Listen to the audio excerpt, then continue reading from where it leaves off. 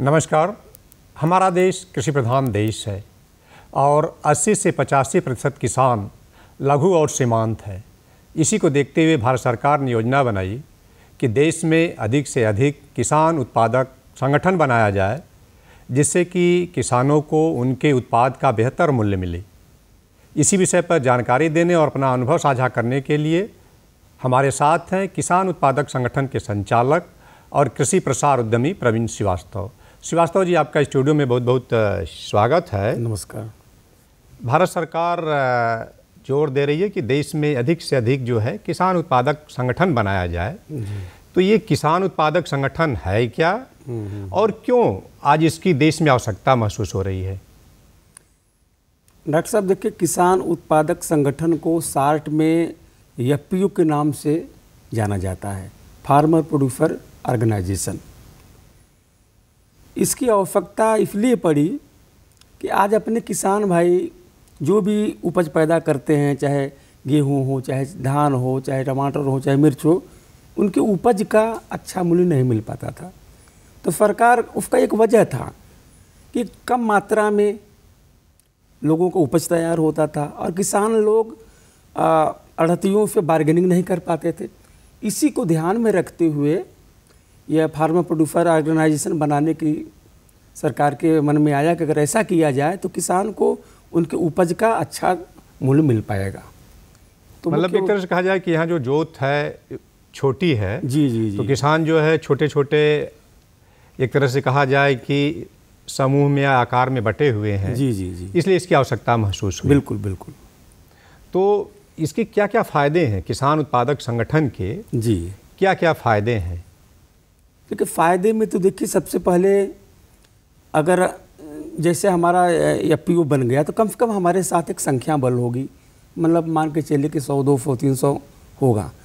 इससे क्या होगा कि जो हमारा कृषि इनपुट है, जो भी हमको खाद बीज लेना पड़ता है, महंगे दामों में लेना पड़ता है, अगर हम सामूहिक रूप से अपने एफपीओ के माध्यम से लेंगे तो जहां हम एक पीस ले रहे हैं, जहां हम कम से कम 50 पीस लेंगे, तो कम से कम पहला लाभ तो यह है कि हमारे जो इनपुट हैं ये कम दाम में मिलेंगे। निश्चित रूप से हमारा उत्पादन लागत कम होगा। यदि हमको खाद सही मूल्य में मिल पाएगा, बीज सही मूल्य पे मिल पाएगा, तो पहला लाभ तो यही है। सबसे ज़्यादा जो नुकसान हम लोगों को यही होता था किसानों का, कि हम लोगों का उपज का लागत बढ़ता था। उसका यही वजह था कि हमको अपना इनपुट जो था सही दाम में नहीं मिल पाता था। सबसे बड़ा लाभ यही है। इसके अलावा किसान को क्या चाहिए कि हमारा जो इनपुट का लागत है कम हो जाए। इसके अलावा और जो लाभ है, सरकार जो भी कृषि यंत्र हैं, यदि हम व्यक्तिगत लेने जा रहे हैं तो हमको कोई छूट नहीं है। सामूहिक रूप से यदि हम ले रहे हैं तो मान के चलिए 80% तक सरकार हमको सब्सिडी दे रही है। एक आता है farm machinery bank. Farm machinery bank का मतलब कि बुआई से लेकर के कटाई तक जितने भी यंत्र हैं, सबको यदि हम अपने एफपीओ के माध्यम से ले रहे हैं तो सरकार 80% तक हमको छूट दे रही है। सबसे बड़ा लाभ ये हो जा रहा है। इसके अलावा बैंक भी हमको अच्छी मात्रा में लोन दे रही है कि जो भी कृषि यंत्र हम लेना चाहें हम आराम से ले सकते हैं। व्यक्तिगत रूप से यदि हम बैंक में जा रहे हैं लोन लेने के लिए, बैंक हमको लोन नहीं देगी। लेकिन यदि हम एक ग्रुप के साथ जा रहे हैं, एफपीओ के माध्यम से जा रहे हैं, तो बड़े आराम से सरकार हमको लोन भी दे रही है। और जो उत्पाद है उसको आप एक्सपोर्ट भी कर सकते हैं। बिल्कुल, कहा जाए कि सरकार एक्सपोर्ट को भी मतलब बढ़ावा दे रही है। और जो वैल्यू एडिशन की भी बात होती है कि उसका प्रसंस्करण भी करके किसान जो है आपस में उसका उचित मूल्य पा सकते हैं। आप अभी एक्सपोर्ट की बात कर रहे हैं तो हमारे यहाँ पिछले वर्ष यहाँ से मान के चलिए कि मिर्च है, टमाटर है, मटर है, सबका एक्सपोर्ट अपना यहाँ से हो चुका है। सबसे बड़ा लाभ हम लोगों को यहाँ पे यह है अपने यहाँ किसानों को कि जो एपीडा का जो रीजनल ऑफिस है उसका कार्यालय भी अपने बनारस में खुल गया है, जिस वजह से हम लोगों को कोई करने में कोई प्रॉब्लम नहीं होती। मतलब इससे जो किसान उत्पादक संगठन और किसान है उनको एपीडा की वजह से काफ़ी मतलब फ़ायदा मिल जाता है। बिल्कुल, बहुत लाभ हो रहा है। श्रीवास्तव जी, जो भी हमारे किसान भाई हाँ नया किसान उत्पादक संगठन बनाना चाहते हैं, तो क्या क्या फॉर्मेलिटीज़ पूरी करनी पड़ती है, किन किन दस्तावेजों की ज़रूरत होती है और वो कहाँ संपर्क करें? जी, देखिए, सबसे पहले जो भी लोग हों, एक किसान होना चाहिए। किसान हो या तो फिर कृषि संबंधी गतिविधि से जुड़े हों। ये कोई ज़रूरी नहीं कि हमारे पास खेत हो तभी हम किसान हैं, ऐसा कुछ नहीं है। यदि हम कृषि संबंधी व्यवसाय से जुड़े हैं तो भी हम एफपीओ बना सकते हैं। तो एफपीओ बनाने के लिए शुरू में कम से कम 5 से लेकर के 15 तक इसमें डायरेक्टर होते हैं या प्राइमरी शेयर होल्डर होते हैं। तो सबसे प्रथम आवश्यकता तो यही है कि हम अपने क्षेत्र के कम से कम 5 से लेकर के 15 लोगों का, एक समान विचारधारा के लोगों का चयन करें जो कि कृषि संबंधी गतिविधि से जुड़े हों। उसके बाद आप अभी दस्तावेज की बात कर रहे हैं, किसान हैं, खेत है तब तो दस्तावेज है, नहीं है तो भी जिस गतिविधि में है उसका कोई प्रूफ हो कि हम किसान हैं। इसके जैसे आधार हुआ, पैन हुआ। बिल्कुल नहीं, आधार पैन तो सेकेंडरी है, लेकिन पहला है कि हम कृषि संबंधी व्यवसाय से जुड़े हैं। मान लीजिए हमारे पास खेत नहीं है लेकिन हम खाद बीज का दुकान भी यदि किए हैं तो भी तो हम जुड़े हैं, मतलब संगठन का सदस्य। बिल्कुल बिल्कुल। हम यदि पशुपालन कर रहे हैं, खेत हमारे पास नहीं फिर भी हम किसान हैं। हम मुर्गी पालन कर रहे हैं तो हम किसान हैं। तो एक ऐसा ग्रुप होना चाहिए 5 से लेकर के 15 लोगों का शुरुआत में। इसके बाद सबका आधार कार्ड चाहिए, सबका पैन कार्ड चाहिए और सबका एक डिजिटल सिग्नेचर सबको बनवाना पड़ता है, उसको DIN नंबर बोलते हैं। इसके अलावा बैंक अकाउंट जो अपडेट हो, उसका जो पासबुक का लेटेस्ट उसका फोटो स्टेट होना चाहिए, जितने सदस्य हैं, जितने भी सदस्य हैं। इस सारा जब डॉक्यूमेंट हमारा पूरा हो जाता है तब हमको या तो कृषि विभाग में आप संपर्क करिए, क्योंकि कृषि विभाग संपर्क करने से यह जानकारी होती है कि कौन कौन सी एजेंसी हैं जो कि इसमें हमारा मदद कर सकते हैं। जैसे नाबार्ड हो गया, SFAC हो गया, आजकल तो ITC कंपनी एक है, वो भी मदद करती है। तो इनसे यह हो जाएगा। खास करके अपने बनारस रीजन में तो नाबार्ड ज़्यादा सक्रिय है, नाबार्ड के माध्यम से आप मिलिए। उससे लाभ क्या होता है, जो भी रजिस्ट्रेशन की प्रक्रिया होती है इसमें अपना पैसा नहीं लगेगा, किसानों का पैसा नहीं लगेगा। जो भी एजेंसी हैं वो सारा का सारा पैसा दे देंगी, पूरी गाइडलाइन करेंगी। तो यह इसका तरीका है। इसका रजिस्ट्रेशन जो होता है कंपनी रजिस्ट्रेशन एक्ट के तहत होता है। अपने उत्तर प्रदेश में कानपुर में इसकी ऑफिस है, लेकिन इसके लिए हमको किसी अच्छे CA या CSO मिलना पड़ेगा, बाकी की प्रक्रिया उन्हीं के यहाँ होगा।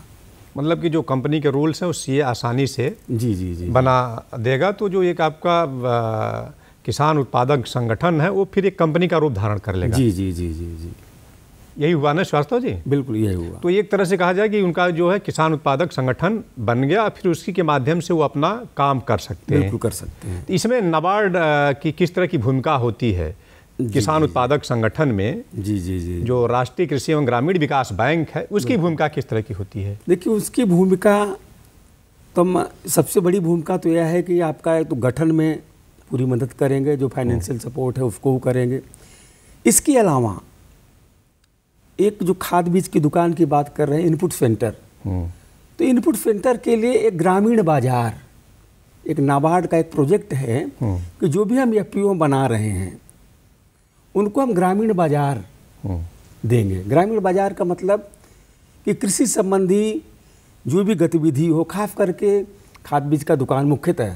हाँ, लेकिन जो मॉडर्न टेक्नोलॉजी आ रहे हैं कि खेती को आधुनिक बढ़ावा दिया जाए, जी तो वहाँ उस तरह की तकनीकी प्रशिक्षण की भी बात होती होगी। जी। तो ग्रामीण बाजार के अंतर्गत सब कुछ आएगा। उसमें नाबार्ड का सहयोग क्या होता है कि जो भी आप कमरे लिए हैं किराए पे, भाई एक प्रशिक्षण देना होगा, खाद बीज का दुकान होगा, कृषि मशीनरी को रखने के लिए जगह चाहिए, इन सबका किराया 3 साल तक, ये प्रोजेक्ट होता है शुरू में 3 साल के लिए होता है, 3 साल तक सारा का सारा किराया नाबार्ड देगी।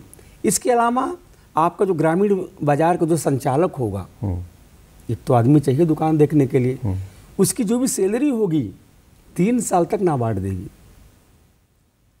2 लाभ। इसके अलावा एक हर एक कंपनी में एक CEO होते हैं, चीफ एग्जीक्यूटिव ऑफिसर। तो शुरुआत के 3 वर्षों में जो भी CEO का सैलरी होगी लगभग 25,000 के आसपास। ये सारा का सारा सैलरी नाबार्ड देगी, क्योंकि देखिए सरकार का अच्छा, वो मानना पूरे संगठन में केवल एक सीईओ होगा, एक सीईओ होगा, संचालन वही करेगा। संचालन वही करेगा। या आपके एफपीओ के अंतर्गत के अंदर का भी कोई किसान सीईओ बन सकता है या कोई बाहरी व्यक्ति भी सीईओ बन सकता है, क्योंकि नाबार्ड का मानना है, सरकार का मानना है कि किसी भी कंपनी को सरवाइव करने के लिए 3 साल बहुत होता है। 3 साल तक का पूरा सपोर्ट नाबार्ड देती है। उसके बाद कंपनी अगर रन करने लगी तो अपने आप जो है वो काम करना शुरू कर देगी। जी जी जी जी। श्रीवास्तव जी, आप खुद एक तरह से किसान उत्पादक संगठन चलाते हैं, तो जो आपका संगठन है किस क्षेत्र में काम कर रहा है? जी देखिए, हमारा शुरू से ही जैविक खेती के प्रति रुझान था। तो जैविक खेती करने के लिए जैविक निवेश की ज़रूरत होती है, जैविक खाद। इसमें एक बहुत बड़ा हिस्सा आता है वर्मी कंपोस्ट का। तो चूँकि इस काम को हम पहले से ही हमारा रुचि इसमें था, तो जब हम कंपनी बना लिए तो हमारा ये था कि नहीं, हम क्यों ना हम वर्मी कंपोस्ट का उत्पादन किया जाए। तो वर्मी कंपोस्ट की हमारी जो कंपनी है मुख्य रूप से वर्मी कंपोस्ट का उत्पादन करती है। और जो पहले मार्केटिंग में हमको दिक्कत होती थी कि आखिर हम तैयार तो कर लिए, बेचेंगे कहाँ। आज जब से हम एफपीओ बनाए हैं तब तक इतना ज़्यादा डिमांड आती है कि हम दे नहीं पाते। और प्रोडक्शन पहले तो हम अकेले करते थे, आज हमारे पास जो भी हमारे लोग जुड़े हैं हमारे कंपनी में, शेयर होल्डर, वो सब मिलकर तैयार कर रहे हैं। सबको हम एक साथ हम लोग ले लेते हैं, एक साथ अपने कंपनी के नाम से पैकिंग करते हैं। अपने एफपीओ का एक ग्रुप है, एक अपना ऑल इंडिया एफपीओ ग्रुप है, अपने उत्तर प्रदेश की एफपीओ का ग्रुप है। हम लोग आपस में इनसे जुड़े रहते हैं, प्रतिदिन हम लोगों का बातचीत होता रहता है कि किसके पास क्या प्रोडक्ट है। तो सबसे बड़ा लाभ हमको यही हो रहा है कि हमारा जो वर्मी कंपोस्ट, हमारी जो कंपनी इस गतिविधि से जुड़ी है, इसमें कोई प्रॉब्लम ना हो, मार्केटिंग में कोई समस्या ना हो। इसके अलावा हमारी कंपनी मिर्च की खेती हमारे यहाँ बहुत ही बड़े पैमाने पे, मान के चलिए कि 500 हेक्टेयर मिर्च की खेती होती है, और उसमें ज़्यादातर प्रयास है कि ऑर्गेनिक हो। ठीक है श्रीवास्तव जी, समय अब आगे अनुमति नहीं दे रहा है कि हम चर्चा करें। आप स्टूडियो में आए और किसान उत्पादक संगठन के बारे में एक अच्छी जानकारी हमारे किसान भाइयों को दी। जानकारी देने और बातचीत करने के लिए आपका बहुत बहुत धन्यवाद। नमस्कार। नमस्कार जी।